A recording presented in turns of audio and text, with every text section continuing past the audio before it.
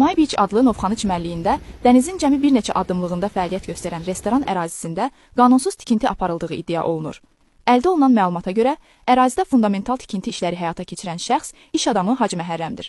Hadisə yerində çəkiliş apararaq məsələni aydınlaşdırmaq məqsədi ilə ərazidə mühafizə xidməti göstərən şəxslə əlaqə saxladıq.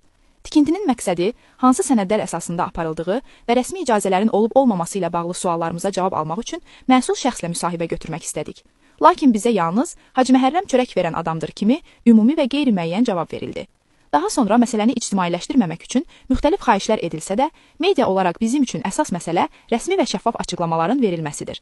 Qeyd edək ki, Azərbaycan Respublikasının qanunvericiliyinə əsasən dəniz sahili ictimai istifadəyə açıq olmalı və vətəndaşların sərbəst çıxışı təmin edilməlidir. Heç bir fiziki və ya hüquqi şəxs insanların dənizə çıxışını məhdudlaşdırmaq hüququna malik deyil.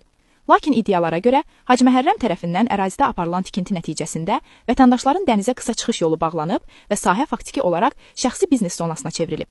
Bundan əlavə, sahilboyu ərazilərdə beton və armatur əsaslı tikinti işlərinin aparılması qanunla məhdudlaşdırıldığı halda ərazidə geniş miqyaslı inşaat işlərinin aparıldığı bildirilir. Azərbaycan Respublikasının qanunvericiliyinə, xüsusilə torpaq və su məcəllələrinə əsasən, dəniz sahilinin 20-50 metrlik zolağı dövlətə məxsusdur.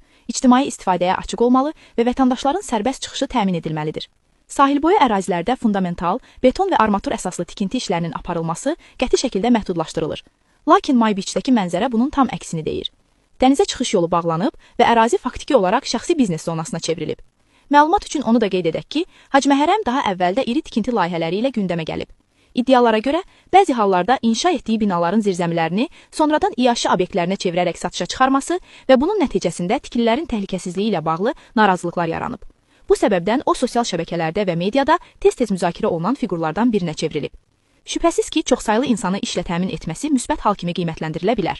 Lakin qanun pozuntuları ilə bağlı səslənən iddialar cəmiyyətdə ciddi narahatlıq doğurur və bu kimi halların obyektiv araşdırılması vacibdir.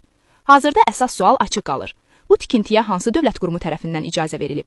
Məsələ ilə bağlı qarşı tərəfin rəsmi mövqeyini də təqdim etməyə hazırıq. Araşdırmamız davam edir. Bizi izləməyi unutmayın.